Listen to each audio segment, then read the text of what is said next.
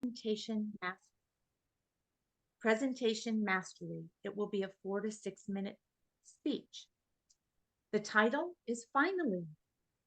This evening, distinguished Toastmaster Paula Summa is starting the presentation mastery path. As we know, the icebreaker is the first speech on every path. Please help me welcome Paula as she shares her umpteenth icebreaker with us. Paula Summa. Finally, Paula Summa. Thank you. And give me 1 second to find my presentation. I believe this is it. Okay, let me go back to the beginning. Give me a second.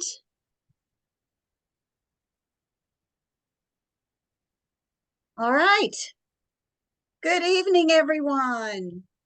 I'm sure you can recognize what is on your screen. Hopefully you can all see this. Leaves, lots of leaves. When I was young, I grew up in New Jersey. And yes, we had huge, big oak trees in our yard. Not only did they shed leaves every fall and winter, there were lots of other things, acorns and all kinds of debris that was always falling in the yard.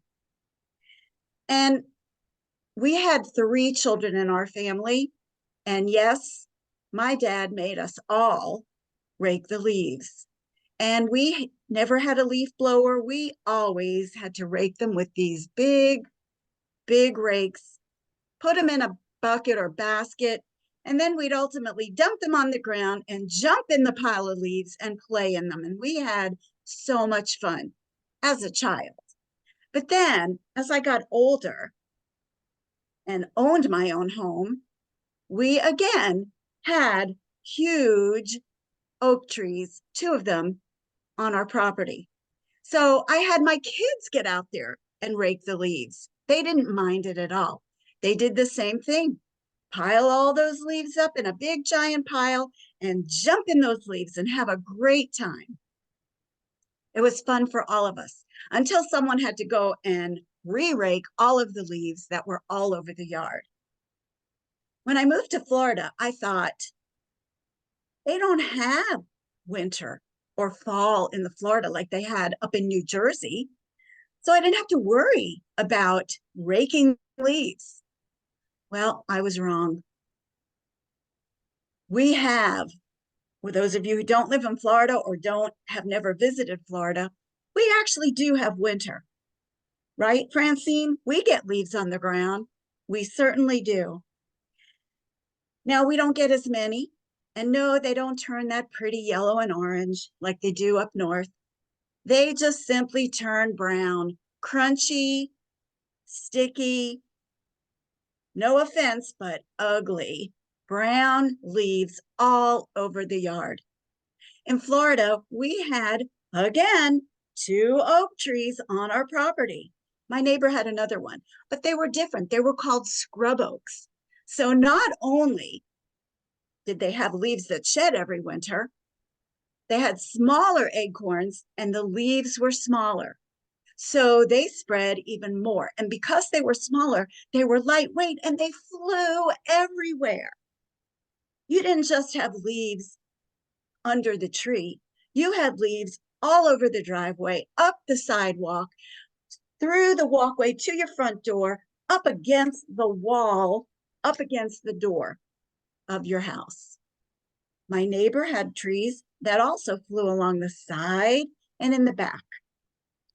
Now, if I was in a good mood and I felt like spending a few hours outside and building up my muscles, I would grab the rake and just spend hours and hours raking the leaves, then putting them in bags and putting them in piles. Now, I don't know if any of you have ever done this, but around Halloween, when we were younger, we would buy big, giant leaf bags that looked like a pumpkin, and we'd fill them up with the leaves and just leave them out in the front.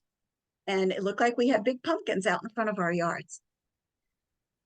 Well, when we moved to Florida, we still had to rake those leaves and we still had to pile them in bags and we still had to put them around our curb. And it got to be a point where my yard was covered with leaves. It was an ocean of leaves. This is not my actual home, nor is this the tree, but that's sort of what it looked like with all those leaves constantly falling. It seems like living in Florida, we spent more time raking leaves than we did going to the beach or going out in the sunshine. We were busy raking leaves. Well, when we moved to an apartment, or rather a condo, we decided we wanted to downsize. So we moved, sold our big house, and just bought a little condo. Wow, finally, we didn't have to worry anymore about raking leaves. Or did we? Luckily, we have landscapers that takes care of it for us. Finally, I don't have to go outside and worry about walking through piles of leaves or tracking in leaves inside of the house. A lot of you live up north or in areas where leaves are just a common thing and it doesn't bother you. But I'm telling you, it got to me. I couldn't wait for the day when I didn't have to take that rusty old rake and rake those leaves anymore. Now, luckily, I can look at my yard people that aren't really mine, but they belong to the condo association. And they come and they rake those leaves. They have little driving scooter trucks. I don't even know what you call them, lawnmowers, driving lawnmowers that'll pull those leaves up. And they even will take the leaf blower and blow any little tiny bit of leaves that might accumulate in front of my doorway or on the walkway to my door. They'll blow those out of the way. I walk out, and I know it might seem silly to you, but I see them when they're out there. I thank them and I say, finally, I don't ever have to rake leaves again. What a great feeling it is for me to not have to ever rake again. Finally, this is obviously not where I live. It's a lot nicer, but now this is what the front looks like. No leaves on the walkway, no leaves in front of the door, no leaves on the grounds, no leaves anywhere but in the dumpster or in the guy who's cleaning the leaves up in his truck. He's got to worry about those bags of leaves. I have to laugh when I see those big bags sitting there waiting to be dumped on their truck and carried away. But I always give them a thumbs up and thank you for being so perspicacious and not having me worry about it because they take care of it. Finally, back to you. Thank you, Paula. What a wonderful speech. And I love not raking leaves. Now back to our facilitator, Charlotte. Thank you, Rosemary. I would like to call on just two people because we are running short on time here. First, I'd like for Susan Schultz to give a 30-second review, and then Sue Lighthoff. And if you can, try to use the word of the day, perspicacious. Am I getting better at this? All right, go ahead. Paula, you missed one opportunity of saying, leave me alone, heaven's sakes, about the leaves finally. And I don't know if you remember, but the proposal that Werner gave me several years back was, so what do you want to do next weekend? Was it get married, or you want to rake leaves or get married? So that was one thing that I was thinking about the entire time.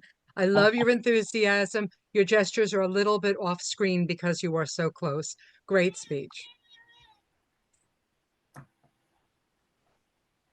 Sue? I love the video, the slides, no words. I really like that. Makes you pay attention. And I also love the enthusiasm. Are you sure you weren't in my yard? Because I am one of those houses that have leaves everywhere. I keep getting written up by my homeowners association for all the leaves I get on my roof. So you had me thinking about maybe I didn't pick the right spot, but great speech. Thank you, Paula. All right, thank you both, and I'll turn control of the meeting back to Rosemary. Thank you, Charlotte. Tonight, our joke master will be our own, where did he go? There he is. Our own, the man in the hat, Tom Hobbs.